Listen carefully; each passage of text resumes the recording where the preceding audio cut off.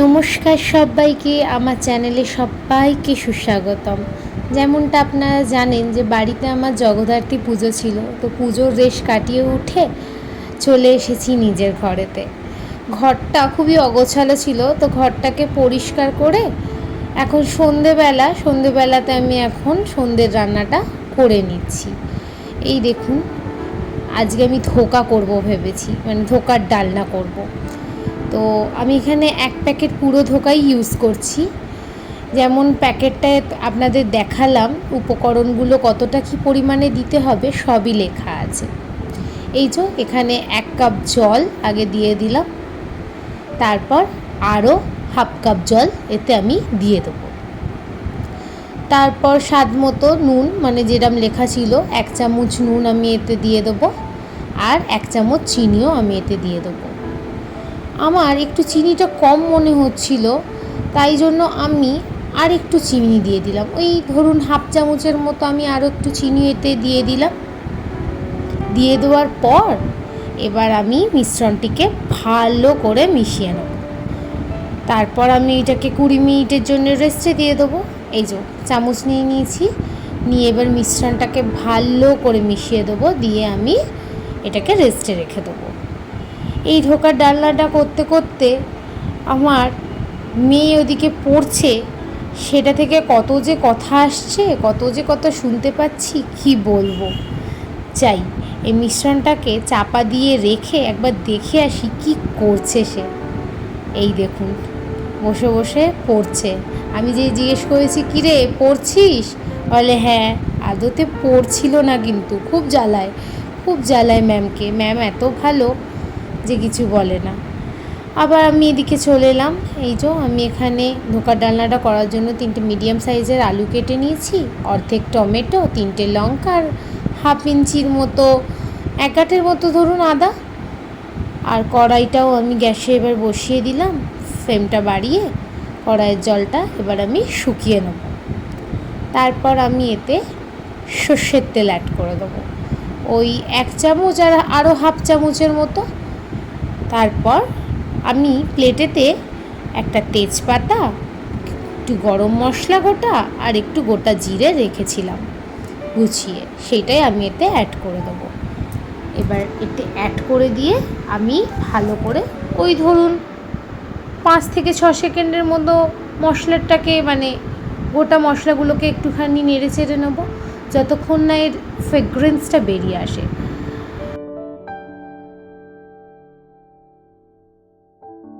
এবারে আমি কেটে রাখা আলুগুলোকে এক এক করে দিয়ে দেবো কড়াতে, এবং তেলের সাথে ভালো করে নেড়ে চেড়ে নেবো।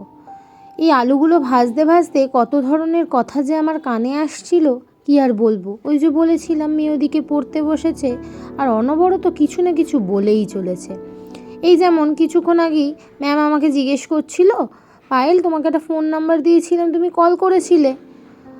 আমি উত্তর কি দেব, তার আগেই ওই দিক থেকে উত্তর চলে এলো। উত্তর মানে প্রশ্নের বান, উত্তর ঠিক নয়। কার ফোন নাম্বার মা? শাহরুখ খানের? কি বলবো, এর যে কোনো উত্তর আমার জানা নেই।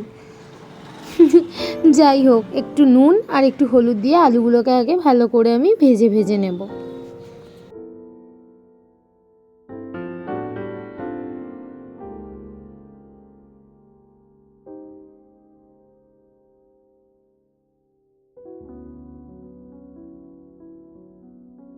এবার কড়াটাকে চাপা দিয়ে দিলাম এবং ফ্লেমটাকে লো করে দিলাম, যাতে আলুগুলো একটু ভালো করে সেদ্ধ হয়ে যায়।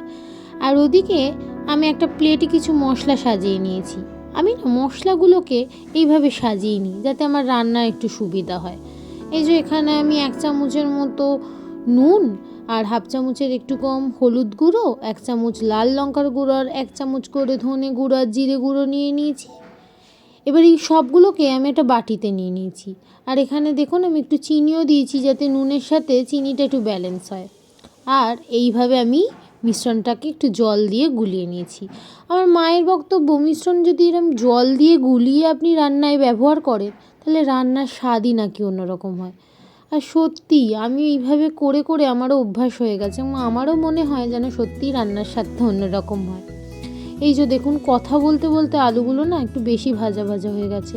তাই একটু খুন্তি দিয়ে চেষ্টা করছিলাম যাতে আলুগুলোর ওই কালো কালো দাগটা চলে যায়। তারপর আর কি ওই মিশ্রণটাকে দিয়ে দিলাম আলুর মধ্যে এবং ভালো করে এবার আমি মশলাটাকে কষিয়ে নেব, যাতে মশলা থেকে যে একটা কাঁচা গন্ধ সেটা চলে যায়।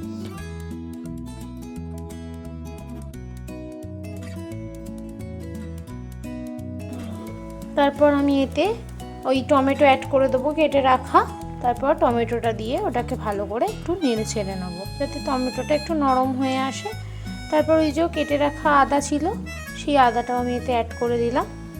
তারপরে ভালো করে জিনিসটাকে মিশিয়ে নেব এবং নাড়িয়ে নাড়িয়ে ভেজে নেব যাতে আদার কাঁচা গন্ধটা চলে যায়।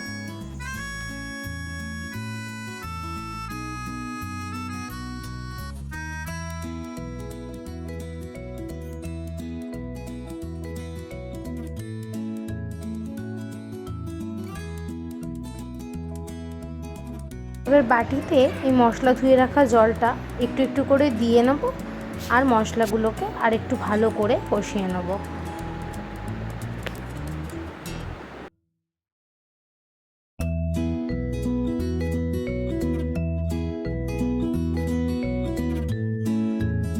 মশলাটা মোটামুটি কষানো ভালোভাবেই হয়ে গেছে, কাঁচা গন্ধটাও চলে গেছে।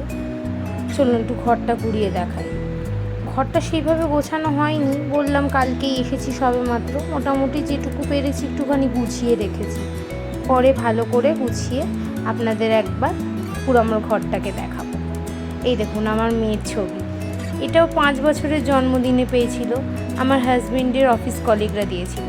এটা যে আমার কাছে কত প্রিসিয়াস কি বলবো। চলুন আবার রান্নার দিকে ফিরে যাই, মশলাটা নালে জ্বলে যাবে।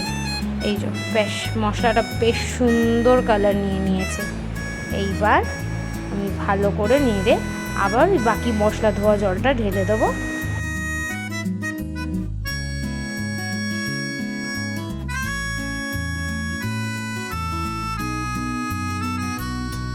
এইবার আমি 3টে কাঁচা লঙ্কা তরকারিতে গোটা অবস্থায় দিয়ে দেবো। আমার মেয়েটা তো বড্ড ছোট, ঝাল লাগে, তাই লঙ্কাগুলোকে আমি না ফাটিয়ে না ছিঁড়িয়ে এই গোটা গোটা অবস্থাতেই তরকারিতে দিয়ে দিই। কারণ লঙ্কার একটা উপকারিতা আছে যেটা শরীরের জন্য দরকার। এটা আমাকে আশা যে হয় না, আশার দিদিরা আমাকে একবার ছোটোবেলায় বলেছিল যে বাচ্চাকে যখন একটু বড় হবে লঙ্কাও দেবেন, কারণ ওরও একটু উপকারিতা আছে। তাই আমি ছোটোবেলায় দিতাম না, কিন্তু বড় হওয়ার সাথে সাথে আমি লঙ্কাটা অ্যাড করে দিই, কারণ এখন বড় হচ্ছে। আগে ওর আলাদাই তরকারি করতাম, কিন্তু এখন তো আমাদের তরকারির সাথেই ও খায়, কারণ ওর মুখের টেস্ট পাল্টে গেছে। এখন আর ওই আঝালা রান্না বা কম একদম মশলা দিয়ে রান্না পছন্দই করে না। আর আমি তরকারিতে না একটুখানি টমেটো সসের ব্যবহার করি, আমার বেশ ভালো লাগে, যেন মনে হয় তরকারির টেস্টটা একটু বেড়েই যায় তাতে। ব্যাস এখানে একটুখানি টমেটো সসেরও আমি ব্যবহার করে নিয়েছি। দেখুন এতে তরকারিটাও কেমন গদ গদ হয়ে যায়। এই যে তরকারিটা বেশ সুন্দর ফুটে উঠেছে। এবার তরকারিটা একটুখানি চাপা দেবো যাতে মশলাটার পুরো যে একটা গন্ধটা তরকারির মধ্যেই থেকে যায়। তারপরে ওদিকে আমি গরম জল বসিয়ে দিয়েছি, এই গরম জলটা তরকারিতে ফেলে দেবো। এবার জাস্ট অপেক্ষা কখন তরকারির গরম জলটা আরও ফুট ধরে যাবে।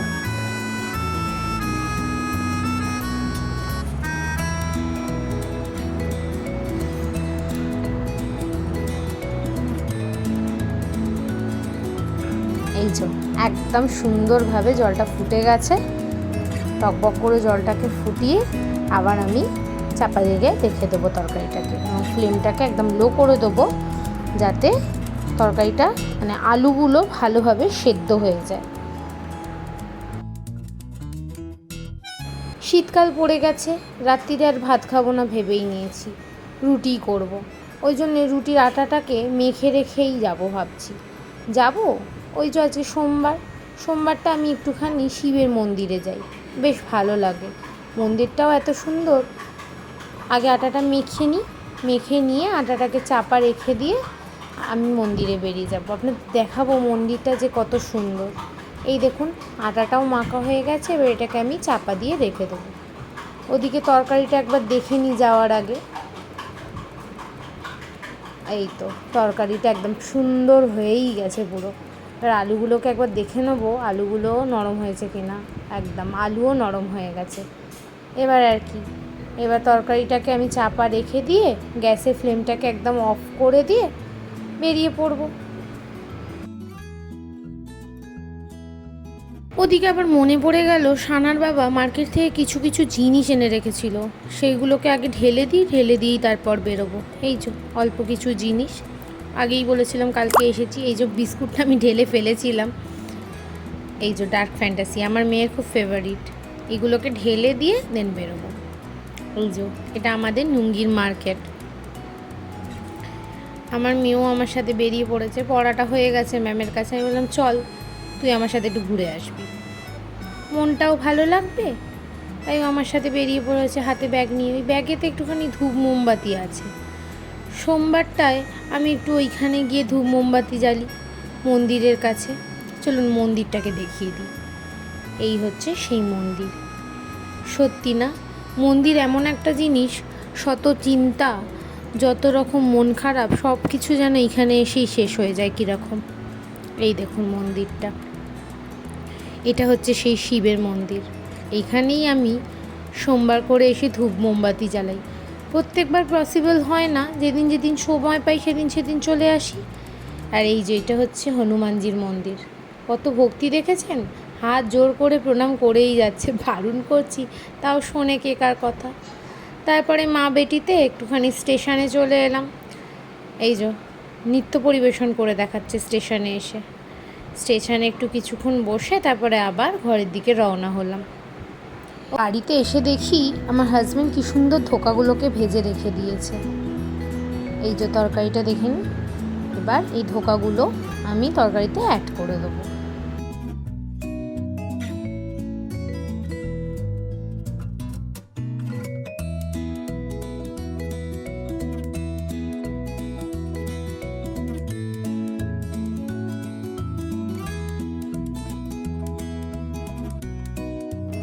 ধোকাগুলোকে কি সুন্দর ভেজেছে দেখুন, একদম ব্রাউন ব্রাউন করে, খুব সুন্দর ভেজেছে।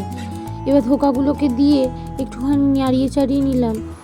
তারপর এর ওপর থেকে না আমি একটুখানি গরম মশলা ছড়িয়ে দেবো। গরম মশলা বেশ নিরামিষ তরকারিতে দিলে বেশ ভালো গন্ধ ছাড়ে।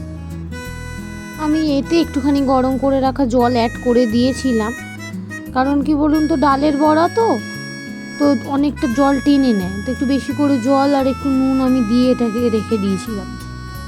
তারপর আলুগুলো একটু টিপে টিপে গলিয়ে একটু কাই করে নিচ্ছিলাম, যাতে তরকারিটা বেশ একটু গদ হয়।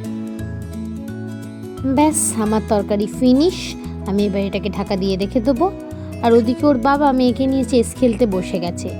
চেস খেলতে বসেছে না, বাপ মেয়ের মধ্যে তৃতীয় বিশ্বযুদ্ধ লেগেছে, কি যে বলি।